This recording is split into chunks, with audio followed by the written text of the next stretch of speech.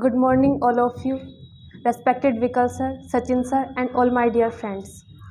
First of all, I would like to say thanks to my respected sir who has given me this golden opportunity to speak before you. दोस्तों, जैसा कि आप सभी जानते हैं कि हमारे कोचिंग सेंटर पर दीप मंच के नाम से एक मुहिम चलाई गई है। उसी मुहिम के तहत आज मुझे भी अपनी बात रखने का मौका मिला है। दोस्तों, आज हम बात करने वाले हैं हमारे देश के प्रथम नागरिक, संवैधानिक प्रधान, तीनों सेनाओं के प्रमुख, या मैं कह सकती हूँ आर्मी, नेवी और एयरफोर्स के कमांडर इन चीफ महामहिम राष्ट्रपति जी के बारे में। दोस्तों, राष्ट्रपति का पद हमारे देश में यूएसए के संविधान से लिया गया है। हमारे देश में हमारे भारतीय संविधान के अनुसार अनुच्छेद 52 के अनुसार भारत का एक राष्ट्रपति होगा और अगले ही अनुच्छेद 53 में बताया गया है कि संघ की समस्त कार्यपालिका शक्ति राष्ट्रपति में निहित होगी, जिनका प्रयोग या तो वह स्वयं करेंगे या अपने अधीनस्थ प्राधिकारियों के द्वारा कराएंगे। दोस्तों, अब ये हमारे देश का सर्वोच्च पद है तो इसके लिए कुछ योग्यताएं भी निर्धारित होंगी। भारतीय संविधान के अनुच्छेद 58 के अनुसार कोई व्यक्ति भारत का राष्ट्रपति बनने योग्य तब होगा, सबसे पहली बात तो वह भारत का नागरिक हो, दूसरा वह 35 वर्ष की आयु पूरी कर चुका हो और यहाँ पर अधिकतम आयु का कोई प्रावधान नहीं है, तीसरा वह लोकसभा का सदस्य निर्वाचित होने योग्य हो और चौथा चुनाव के समय वह किसी भी लाभ के पद पर ना हो। हालांकि लाभ के पद को एक्सप्लेन तो नहीं किया गया, लेकिन कुछ पद हैं जिन्हें लाभ का पद नहीं माना जाता और उनमें शामिल हैं राष्ट्रपति का पद, उपराष्ट्रपति का पद, राज्यपाल का पद और संघ या राज्यों की मंत्रिपरिषद के सदस्य। अब हम बात करते हैं राष्ट्रपति के निर्वाचक मंडल की। राष्ट्रपति के निर्वाचक मंडल में लोकसभा, राज्यसभा और सभी विधानसभाओं के निर्वाचित सदस्य शामिल होते हैं। इनमें यूटीज़ में केवल पौंडीचेरी और दिल्ली के विधानसभा के निर्वाचित सदस्य शामिल होते हैं। दोस्तों, हमने बात की थी राष्ट्रपति पद के लिए योग्यताओं की, लेकिन एक और विशेष कंडीशन है जो यदि पूरी ना हो तो व्यक्ति राष्ट्रपति पद के लिए उम्मीदवार नहीं हो सकता, और वह है निर्वाचक मंडल के 50 सदस्य प्रस्ताव रखें कि अमुक व्यक्ति राष्ट्रपति का राष्ट्रपति के चुनाव में खड़ा होना चाहता है, और साथ ही 50 सदस्य इस बात का अनुमोदन करें, इस बात की हामी करें, भरे। इस तरह से 100 सांसद और विधायक किसी एक व्यक्ति का नाम रिकमेंड करेंगे, तभी वह राष्ट्रपति के चुनाव के लिए योग्य होगा। अब हम बात करते हैं निर्वाचन की प्रक्रिया की। यह प्रक्रिया हमारे देश में आयरलैंड के संविधान से ली गई है और इस प्रक्रिया का नाम है एकल संक्रमणीय आनुपातिक प्रतिनिधित्व की गुप्त मतदान प्रणाली। यह निर्वाचन अप्रत्यक्ष रूप से होता है।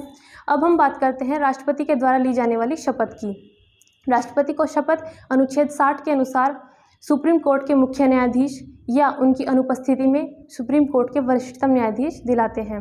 साथ ही राष्ट्रपति का चुनाव आयोग कंडक्ट कराता है, जिसके जो चुनाव अधिकारी हैं वो लोकसभा सचिवालय के महासचिव होते हैं। अब हम बात करते हैं राष्ट्रपति के कार्यकाल की। राष्ट्रपति का कार्यकाल अनुच्छेद 56 के अनुसार 5 वर्ष होता है। एक व्यक्ति एक से अधिक बार भी राष्ट्रपति बन सकते हैं। इसके अलावा मोस्टली होता यह है कि एक राष्ट्रपति का कार्यकाल समाप्त होने से पहले नए राष्ट्रपति का चुनाव करा लिया जाता है, लेकिन किसी कारणवश यदि यह न हो पाए तो जो उस समय पर राष्ट्रपति होंगे वे तब तक उस पद पर कार्य करेंगे जब तक कि उनका उत्तराधिकारी नहीं आ जाता। अब हम बात करते हैं राष्ट्रपति के वेतन की। तो उन्हें 5 लाख रुपए प्रति माह वेतन मिलता है और इसके अलावा अन्य भत्ते भी मिलते हैं। इनका वेतन टैक्स से फ्री होता है। दोस्तों, अब हम बात करते हैं महाभियोग की। यह प्रक्रिया हमारे देश में यूएसए के संविधान से ली गई है। साथ ही यह शब्द केवल राष्ट्रपति के लिए ही भारतीय संविधान में यूज़ हुआ है। हालांकि और जगह भी इसका जिक्र आता है, लेकिन वो सिर्फ इसके जैसी प्रक्रिया है, महाभियोग नहीं है। इसका वर्णन अनुच्छेद 61 के तहत है। यह एक अर्धन्यायिक प्रक्रिया है। दोस्तों, इसका एक ही आधार है, संविधान का अतिक्रमण। यदि कोई राष्ट्रपति संविधान का उल्लंघन करते हैं तो दोनों सदनों के पास यह अधिकार है कि वे राष्ट्रपति के विरुद्ध महाभियोग ला सकते हैं, बशर्ते उन्हें लिखित रूप में एक प्रस्ताव पारित करना होगा कि हम आपके लिए महाभियोग लाना चाहते हैं, और उस पर उस सदन के 1/4 सदस्यों के हस्ताक्षर होंगे। इसके बाद राष्ट्रपति या तो स्वयं आए या अपने किसी वकील को भेजें। वहाँ पर यदि वे स्वयं को निर्दोष साबित नहीं कर पाए और उस सदन ने 2/3 बहुमत से महाभियोग के प्रस्ताव को पारित कर दिया तो यह प्रस्ताव दूसरे सदन में जाता है। यदि शुरू हुआ तो लोकसभा से तो राज्यसभा में जाएगा और शुरू हुआ राज्यसभा से तो लोकसभा में जाएगा। वहाँ पर इसकी जांच होगी। जांच के बाद यदि उन्होंने भी 2/3 बहुमत से इसे पारित कर दिया तो महाभियोग की प्रक्रिया पूरी समझी जाएगी और उस दिन से राष्ट्रपति को अपना पद त्यागना होगा। दोस्तों, ये एक बहुत ही अच्छी बात है कि हमारे देश में आज तक किसी भी राष्ट्रपति ने इस कारण से अपना पद नहीं त्यागा। दोस्तों, इस मुद्दे पर संयुक्त अधिवेशन नहीं बुलाया जा सकता। अब बात करते हैं यदि राष्ट्रपति का पद रिक्त हो तो क्या होगा। सबसे पहली बात तो अनुच्छेद 62 के तहत उनका पद 6 महीने के अंदर भरने की कोशिश की जाएगी, अर्थात 6 महीने के अंदर चुनाव होंगे। और दूसरा, अनुच्छेद 65 के तहत राष्ट्रपति की अनुपस्थिति, त्यागपत्र या अन्य कारण से यदि वे अनुपस्थित हैं तो उनके कार्यों का निर्वहन उपराष्ट्रपति करेंगे। अब यदि किसी कारण से राष्ट्रपति और उपराष्ट्रपति दोनों ही अनुपस्थित हो तो ऐसी स्थिति में अनुच्छेद 70 के तहत इन कार्यों राष्ट्रपति के कार्यों का निर्वहन सुप्रीम कोर्ट के मुख्य न्यायाधीश या वो ना हो तो सुप्रीम कोर्ट के वरिष्ठतम न्यायाधीश करेंगे। अब बात करते हैं राष्ट्रपति की शक्तियों की। हमारे देश में जितने भी बड़े बड़े पद हैं सबकी नियुक्ति राष्ट्रपति के द्वारा की जाती है। इनमें शामिल हैं प्रधानमंत्री की नियुक्ति, प्रधानमंत्री की सलाह पर मंत्रिपरिषद की नियुक्ति, हमारे देश के सभी राज्यों के राज्यपाल, यूटीज़ के उपराज्यपाल, प्रशासक, इनके अलावा यूपीएससी के अध्यक्ष, सुप्रीम कोर्ट और हाई कोर्ट के मुख्य न्यायाधीश आदि जितने भी बड़े पद हैं सबकी नियुक्ति राष्ट्रपति के द्वारा की जाती है। अब बात करते हैं राष्ट्रपति के विधायी अधिकारों की। हमारे देश में कोई भी विधेयक राष्ट्रपति की अनुमति के बाद ही कानून बनता है। राष्ट्रपति अनुच्छेद 85 के तहत संसद का सत्र बुलाने का अधिकार रखते हैं। अनुच्छेद 86 के तहत संसद को संबोधित करने और संदेश भेजने का अधिकार रखते हैं और अनुच्छेद 87 के तहत है राष्ट्रपति का विशेष अभिभाषण। दोस्तों, कुछ विधेयक ऐसे हैं जिन्हें प्रस्तुत करने के लिए राष्ट्रपति की पूर्व सहमति आवश्यक है। उनमें शामिल है नए राज्यों के निर्माण या वर्तमान राज्यों के नाम, सीमा और क्षेत्र में परिवर्तन संबंधी विधेयक, दूसरा धन विधेयक और तीसरा संचित निधि से व्यय करने वाले विधेयक। अब हम बात करते हैं राष्ट्रपति द्वारा कुछ व्यक्तियों का मनोनयन भी किया जाता है। राष्ट्रपति राज्यसभा में 12 व्यक्तियों को मनोनीत करते हैं जिन्हें कला, साहित्य, विज्ञान, पत्रकारिता और सामाजिक कार्यों में विशेष अनुभव प्राप्त हो। एक व्यवस्था लोकसभा में भी थी जिसमें वे 2 एंग्लो इंडियन कम्युनिटी के सदस्यों को नियुक्त करते थे, लेकिन 104वें संविधान संशोधन के तहत उस व्यवस्था को समाप्त कर दिया गया है। दोस्तों, राष्ट्रपति अनुच्छेद 123 के तहत अध्यादेश भी जारी कर सकते हैं और यह तब होता है जब संसद का अधिवेशन न चल रहा हो।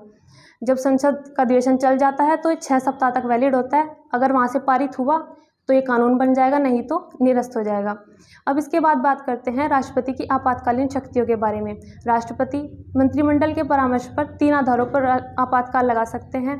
पहला है अनुच्छेद 352 के तहत युद्ध या बाह्य आक्रमण या सशस्त्र विद्रोह होने पर। दूसरा अनुच्छेद 356 के तहत राज्यों में संवैधानिक तंत्र के विफल होने पर, जिसे हम राष्ट्रपति शासन भी कहते हैं। और तीसरा है अनुच्छेद 360 के तहत वित्तीय आपातकाल। दोस्तों, राष्ट्रपति अनुच्छेद 143 के तहत सुप्रीम कोर्ट से किसी भी सार्वजनिक महत्व के प्रश्न पर सलाह ले सकते हैं, जिसे मानने के लिए वे बाध्य नहीं हैं। अब हम बात करते हैं उन सभी पर्सनालिटीज़ के बारे में जिन्होंने आज तक राष्ट्रपति के पद को सुशोभित किया है। इनमें पहले राष्ट्रपति हैं डॉक्टर राजेंद्र प्रसाद। ये सबसे लंबे कार्यकाल तक कार्य करने वाले राष्ट्रपति रहे हैं। इन्हें बिहार गांधी के नाम से भी जाना जाता है। इसके बाद राष्ट्रपति बने डॉक्टर सर्वपल्ली राधाकृष्णन। राष्ट्रपति बनने से पहले इन्हें 1954 में भारत रत्न से सम्मानित किया गया था। दोस्तों, ये 2 बार उपराष्ट्रपति भी रह चुके थे। इनके जन्म दिवस को 5 सितंबर टीचर्स डे के रूप में मनाया जाता है और ये एक बहुत ही अच्छी बात है, बहुत ही गौरवपूर्ण बात है कि देश के सबसे ऊंचे पद को सुशोभित करने के बावजूद ये अपने प्रोफेशन को टीचिंग बताते थे। अब यदि आज हम सर्च करें तो इनके प्रोफेशन में टीचिंग ही लिखा आता है। अब बात है टीचर्स की, तो मैं 2 लाइनें बोलना चाहूँगी अपने सभी टीचर्स के लिए। The way you teach, the knowledge you share, the care you take and the love you show makes you the world's best teachers. इसके बाद आते हैं जो अगले हमारे राष्ट्रपति हुए हैं वह डॉक्टर जाकिर हुसैन। दोस्तों, जब इन्होंने चुनाव में भाग लिया तो 17 व्यक्ति चुनाव में खड़े हुए थे और उनमें से जीतकर इन्होंने प्रथम मुस्लिम राष्ट्रपति बने। दोस्तों, इन्होंने भी शिक्षा के क्षेत्र में बहुत काम किया। 1937-38 के दौरान वर्धा, जो कि महाराष्ट्र में एक जगह है, वहाँ पर बेसिक शिक्षा के ऊपर एक प्रोजेक्ट था जिस पर इन्होंने काम किया था। इनके बाद, क्योंकि इनकी मृत्यु कार्यकाल के दौरान ही हो गई थी, इनके बाद राष्ट्रपति का कार्यभार संभाला तत्कालीन उपराष्ट्रपति वीवी गिरि ने। किसी कारण से उन्होंने इस्तीफा दे दिया और तब कार्यभार संभाला सुप्रीम कोर्ट के मुख्य न्यायाधीश न्यायमूर्ति मोहम्मद हिदायतुल्लाह ने। इनके बाद राष्ट्रपति बनकर आए वीवी गिरि और उनके बाद फ़खरुद्दीन अली अहमद। फ़खरुद्दीन अली अहमद हमारे देश के दूसरे मुस्लिम राष्ट्रपति थे। साथ ही अपने कार्यकाल के दौरान इनकी भी मृत्यु हो गई थी। इनके बाद राष्ट्रपति के रूप में निर्वाचित हुए नीलम संजीव रेड्डी। दोस्तों, ये निर्विरोध निर्वाचित हुए थे और साथ ही इन्होंने 25 जुलाई को शपथ ली थी। उस दिन से लेकर आज तक जो भी राष्ट्रपति पद की शपथ लेते हैं वे 25 जुलाई को ही लेते हैं। इसके बाद राष्ट्रपति बने ज्ञानी जैल सिंह, जो कि प्रथम सिख राष्ट्रपति थे। इन्होंने ही अपने कार्यकाल में वीटो पावर का यूज़ किया था और ये वीटो पावर का यूज़ उन्होंने भारतीय डाकघर संशोधन विधेयक के संबंध में किया था। ऐसा पहली और आखिरी बार हुआ था अब तक कि किसी राष्ट्रपति ने वीटो पावर का यूज़ किया हो। इसके बाद राष्ट्रपति बने शंकर दयाल शर्मा। इसके बाद राष्ट्रपति बने आर वेंकटरमन। उसके बाद शंकर दयाल शर्मा, उनके बाद KR नारायणन, जो कि प्रथम दलित राष्ट्रपति थे। उसके बाद डॉक्टर APJ अब्दुल कलाम आज़ाद, जिन्हें मिसाइल मैन ऑफ इंडिया के नाम से भी जाना जाता है। इनके जन्म दिवस 15 अक्टूबर को छात्र दिवस के रूप में मनाया जाता है। इनके बाद राष्ट्रपति बनी प्रतिभा देवी सिंह पाटिल, जो कि हमारे देश की प्रथम महिला राष्ट्रपति थी। इसके बाद राष्ट्रपति बने प्रणब मुखर्जी, जिन्हें 2019 में भारत रत्न से सम्मानित किया गया। और इनके बाद राष्ट्रपति बने रामनाथ कोविंद। और जैसा कि आप सभी जानते होंगे, वर्तमान राष्ट्रपति जो कि 15वीं राष्ट्रपति हैं, द्रौपदी मुर्मू। ये आदिवासी जनजाति से, संथाल जनजाति से बिलोंग करती हैं और इनके नाम 3 रिकॉर्ड हैं। सबसे पहला तो ये अब तक की सबसे कम आयु में बनी राष्ट्रपति हैं। दूसरा, ये आदिवासी इलाके से बिलोंग करती हैं। और तीसरा, ये झारखंड राज्य की पहली महिला राज्यपाल रह चुकी हैं। दोस्तों, आज हमने राष्ट्रपति से संबंधित विभिन्न तथ्यों पर चर्चा की। इन्हीं शब्दों के साथ आप सभी का बहुत बहुत धन्यवाद। जय हिंद।